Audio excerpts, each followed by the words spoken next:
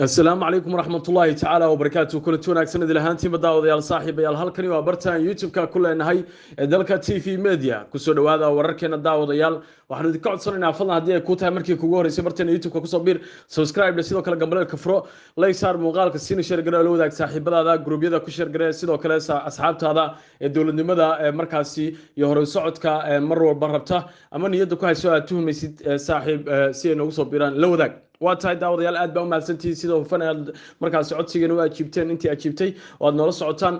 waa tahay daawadayaal aynu u guda galno wararkeena qodobkan waxaan isku dul taagaynaa dagaal ka dhan ah madaxweynaha maamulka koonfur galbeed cabdicasiis laftigarin oo socda iyo sidoo kale mukhtaar roobow oo mansuur ninkii dhowr sano ka hor laga soo qabtay magaalada baydhabo janaayo ee xarunta kumeel gaarka ah ee maamulka koonfur galbeed soomaaliya oo ay madaxweynaha soomaaliya xasan sheekh maxamuud iyo xulufadiisu ay u wadaan wasiirka diinta iyo awqaafta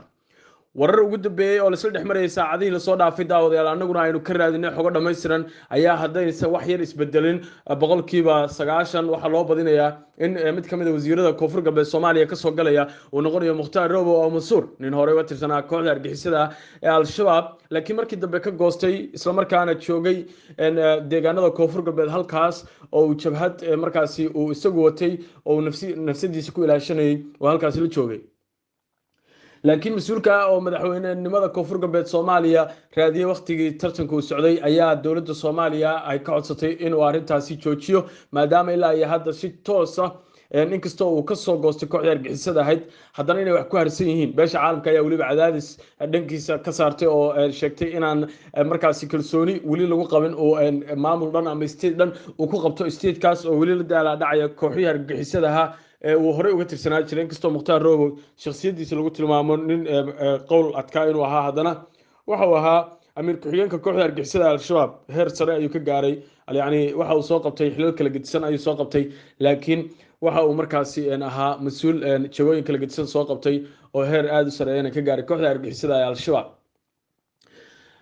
ugu dambeyntii daawadayaal Mukhtaar Roobo oo Mansuur ayaa arinta ka dhigaaday wuxuuna sheegay inuu taageero lixaad loo haysto isla markaana uu noqonayo madaxweynaha koonfur galbeed waa intuu Cabdicasiis laftigarin xilka qaban wixii inta ka dambeeyay dowladda federaalka Soomaaliya ayaa magaalada Muqdisho ku haysay waxaana lagu hayay xabsi lagu hayay caadi hooy guri ah ayaa lagu hayay oo markaasi dhaqdhaqaaqiisu ka xadidnaa maadaama ninkan cadowga argixisada ay wali chance ku raadinayaan inay dilaanna waa laga ilaaliyay isagu inuu meelaha qaarkood oo aadana oo dhibaato ku dhacdana waa laga ilaaliyay sidoo kale daawadayaal aragtida hayntaas ayaa dad badan oo markaasi reer koonfur galbeed ay taageersanayeen halka kuwa kalena ay ka soo horjeedeen si kastoo haataba Cabdicasiis laftigarin ayaa markaasi waxa uu noqday wax lagu xuuxiyo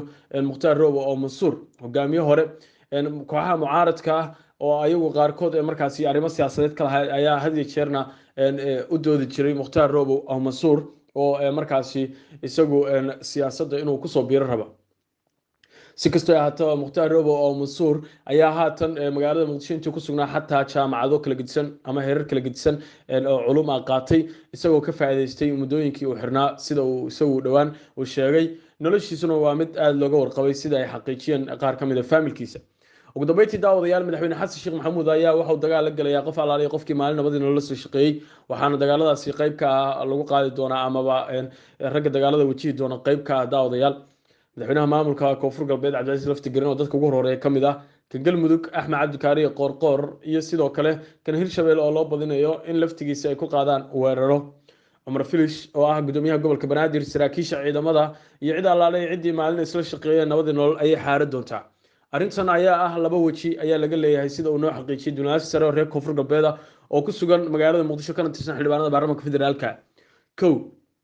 waa in Mukhtaar Roobo oo Mansuur ay ka dhigaan madaxweynaha maamulka koonfur galbeed Soomaaliya sanadaha soo socda oo Cabdicasiis laftigarin inta uu san dhamaysan xataa madaxweynaadkiisa oo sanadka dambe inuu ku eegay uu sheegay aysan ku simin isla markaana maamulka ninka ay u dhiibaan xasan sheekh maxamuudna waxa kaliya oo uu kaga bedelanayo isagoo ka codsanaya ay tahay arrimahan uu marayo inuu madaxweynaha koonfur galbeed markuu ka dhigo Mukhtaar Roobo oo dhaho xildhibaano maadaama doorasho qof iyo cod aan cid hadal haysiisa jirin xasan sheekh maxamuudna uu rabo mid kale oo boob ah inuu qabto ayuu waxa uu rabaa in xildhibaanada koonfur galbeed ka soo bixi doona in ay markaasi isugu soo dabridaan madaxweyne xasan sheekh maxamuud waa madaxweynaha koonfur galbeed ninka uu la rabo Mukhtaar Roobo ah inuu markaasi isku soo dabrido kuraastaas koonfur galbeed maye hadallo kale waxaa jira ah inuusan ku hadlay karin ama isku aamini karin oo bedeli karo Mukhtaar Robow ee uu rabo agaasimaha madaxtooyada ee haatan Xasan Sheekh Maxamuud Xuseen markaasi ayraahda Xasan Sheekh Maxamuud ninka ay isku magaca ay yihiin oo ay shabahaan in uu ka dhigo ayuu rabaa ayaa leeyahay daawadayaal oo markaasi uu agaasimahaas madaxtooyada reer Koonfur Galbeed ayuu halkaasi u wadaa laakiin waxa uu rabaa ninkan mas'uulka ee Koonfur Galbeed in uu markaasi haatan jooga Cabdicasiis Laftagreen inuu sii baqdin geliyo oo inuu ka cararo xilka iyadoo waqtigiisa dhamaan inuu markaasi ku kalifo isla markaana uu mas'uulkaas keensado wararka qaar ayaa waxay sheegayaan Xasan Sheekh asagoo laftigiisa horeyba ma rabin in doorashada Koonfur Galbeed laga qabto ama madaxweyne cusub ay yeelato maadaama madaxweynaadkiisa dhamaadkiisa ay isku ekaanayaan haddii kale iyo madaxweynaha kale Koonfur Galbeed wuxuu rabaa in xogaa uu ka dambeeyo oo markii 7 bilood 8 bilood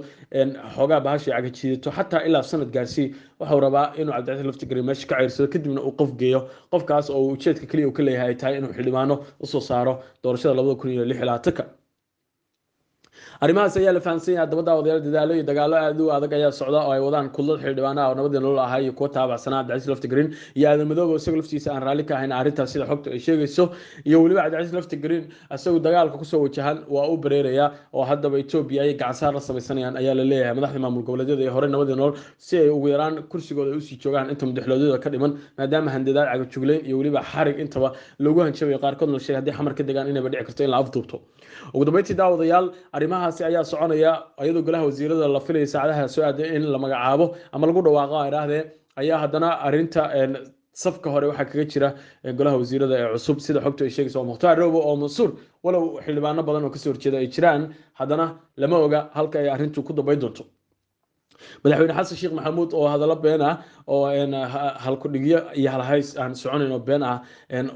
bulshada Soomaaliyeed la hor yimid ayaa hadda waxa uu bilaabay isaga iyo agaasimo Mahad Salaad iyo ragga asxaabtiisa ku xiran waxay bilaabeen arsi aad u weyn arsigaas oo xataa tusay in Abiy Ahmed dagaal la galaan maadaama hadda ka hor uu Soomaaliya madax banaanida tixgeliyay madaxweyne Farmaajo xiriir wanaagsan ay lahaayeen waxaana leeyahay qarska tuurnimada dagaalada ay qaadeen duulaanada kala qaybinta ummadda Soomaaliyeed iyo sidoo kale weerarka madaxda dowlad goboleedyada kuwii madaxweyne Farmaajo ee saaxiibada iyo ologga la ahaa waxay keeni doontaa ayaa la leeyahay kooxdan inay bariiqdaan afarta beenijood dagaal kaga furmo madax maamul goboleedyo wanaagsan Soomaaliyeedna ayagu u dhawaa oo aan wadamo shisheeye aan aadi jirin inay danta ku kalifto inay si kursigooda u ilaashadaan meelo kale ay dabada la galaan amaba ay markaasi dhabarka ku qabtaan maadaama kooxdan laftigeedu ay masaari iyo yuhuud iyo cid walba imaaraad iyo isku wado isla markaana ay dhaqaale kala gedisan iyo sidoo kale garabyo kala gedisan oo helayso oo sirdoon iyo waliba mid saaxiibtinimo iyo mid arrimo ku bedelanayaan ay rabaan in ay wadanka oo dhan ku dhibaateeyaan Xasan Sheekh Maxamuud ayaanan 40 sano oo hadda talada qabtay iimaansanayn oo ay ku yartaa sidoo aaminsan yahay laakiin ujeedka u digiyo dib leeyahay ayaa waxay tahay sida xogtu ay sheegayso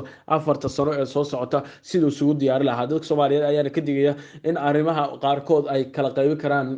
midnimada iyo wadajiritaanka ummadda Soomaaliyeed sidoo kalena ay kala irdhay karaan madaxweynaha iyo madaxda maamul goboleedyada taasoo fashil ku soo dabaali karta muddo xileedka kooban ee haystaan kooxdan Damojadiid oo ku dhawaad hadda 3 bilood ee meesha ka baxday sida aad aragtid fikirkaaga dhanka hoose nagu la wadaag sidoo kale muuqaalka sii share gala daawada subscribe ta naga hilmaamin assalaamu calaykum waraxmatullaahi tacaala wabarakaatu